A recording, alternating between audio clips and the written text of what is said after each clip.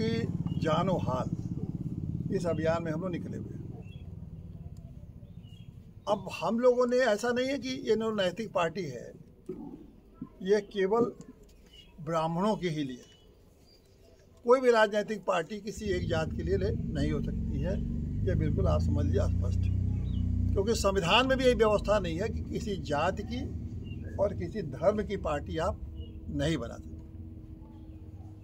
लेकिन हर राजनीतिक पार्टी का एक उद्देश्य और एक लक्ष्य होता है कि किस उद्देश्य और किस लक्ष्य के लिए बनाया जाए। कोई लोग अपनी पार्टी बनाते हैं, सबको संविधान की मर्यादा के हिसाब से संविधान की शपथ लेके राजनीतिक पार्टी बनाई जाती है। उसमें लिखा जाता है कि हम संविधान के सभी प्राविधानों का पालन करेंगे हमारी पार्टी बनाने में। और संविधान में तो कोई ऐसा नहीं है कि कहीं जाति की पार्टी बनाई या धर्म की पार्टी बनाई। लेकिन सभी पार्टियों का कोई न कोई लक्ष्य होता है। नैतिक पार्टी का लक्ष्य है नीति के साथ राजनीति, ये नैतिक पार्टी का लक्ष्य है। और नीति क्या है? नीति ये है कि जो संविधान है, भारत के संविधान, उस संविधान में जो नैतिकता है, संवैधानिक नैतिकता ही नैतिक पार्टी की नीति। और भारत का संविधान क्या कहता है?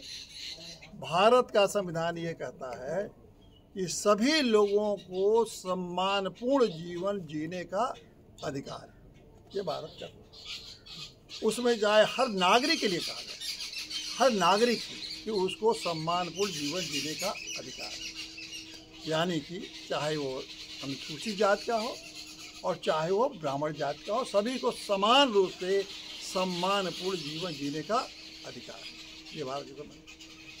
तो जब सबको सम्मानपूर्ण जीवन जीने का अधिकार है, तो सबको इस तरह से सरकार का दायित्व है कि सभी लोग अगर संपन्न हो रहे हैं तो सभी लोग संपन्न, सबको संपन्नता दिलाना है। ऐसा तो है नहीं कि संविधान की ये मर्यादा ये है कि कुछ लोग संपन्न हो और कुछ लोग गरीब हो। ऐसा तो संविधान की व्यवस्था हो नहीं सकती।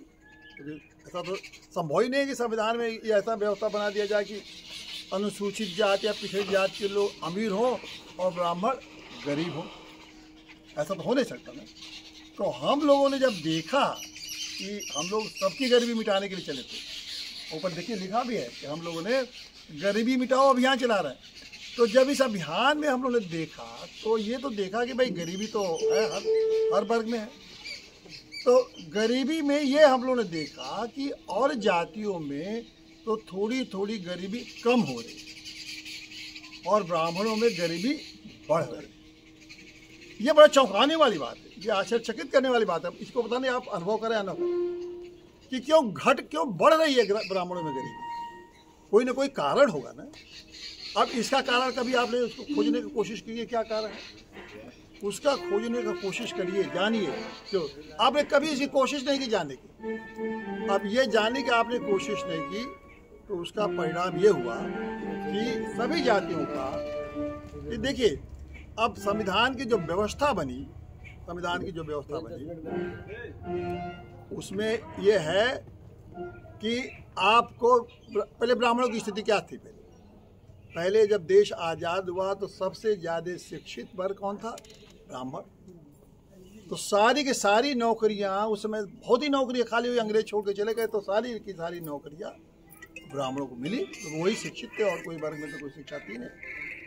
और उसके लिए कोई ब्राह्मण तो जिम्मेदार है नहीं। उस ज़माने में, जब अंग्रेज़ों के ज़माने में, चाहे मुगलों के ज़माने में, उन्होंने नए समाज को शिक्षित किया तो, और ब्राह्मणों ने किसी तरह से अपने लग के शिक्षा के, चूँकि उनके मूल में शिक्षा है, उनके परंपरा में शिक्षा है, उनके सनातन में शिक्षा है, इसलिए उन्होंने शिक्षा ग्रहण किया था। तो उनको सब नौकरियां मिलती चली गई। तो ब्राह्मणों को नौकरियां मिली। अब धीरे धीरे जब और समाज के और जातियों के लोग शिक्षित होने लगे तो उन्होंने कहा कि ये सारे नौकरी ब्राह्मणों को मिलेगी, हमें मिलना चाहिए। धीरे धीरे नौकरियां उनके पास चली गई, जैसे भी गई उनके पास भी चली गई। अब आपकी नौकरी कम होती चली गई। तो सबसे बड़ा काम है कि आपके हाथ से नौकरी चली गई, और नौकरी इस हद तक चली गई कि अब आपको पास कोई नौकरी है ही नहीं है, कोई नौकरी नहीं मिलने वाली।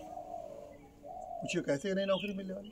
क्योंकि जब जो नौकरी बची है जिसमें कि आपको मिल सकती है, उस नौकरी में ये नौजवान बच्चे उसका मुकाबला कर ही नहीं सकते।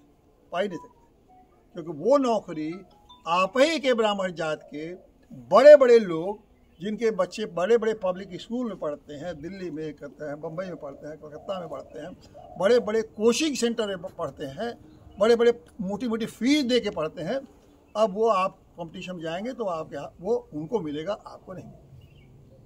तो ग्रामीण परिवेश में ये समझिए कि आपको नौकरी, रहने वालों को अब नौकरी मिल पाएगी, वो भी नहीं। तो जो आपके लिए नौकरी बची है वो भी अब मिलने वाली आपको नहीं, नौकरी गई। उसके बाद अब आ जाइए खेती पर। कृषि में परिवार बंद, एक परिवार वाले किसी के पास 10 बीघा खेत था, किसी 15 बीघा था, बाद में सीलिंग आया, सीलिंग से और कम हुआ, कम होने के बाद सीलिंग में तो जब से आया तब से किसी के पास तो 6 एकड़ 7 एकड़ से ज़्यादा ज़मीन नहीं रह गई।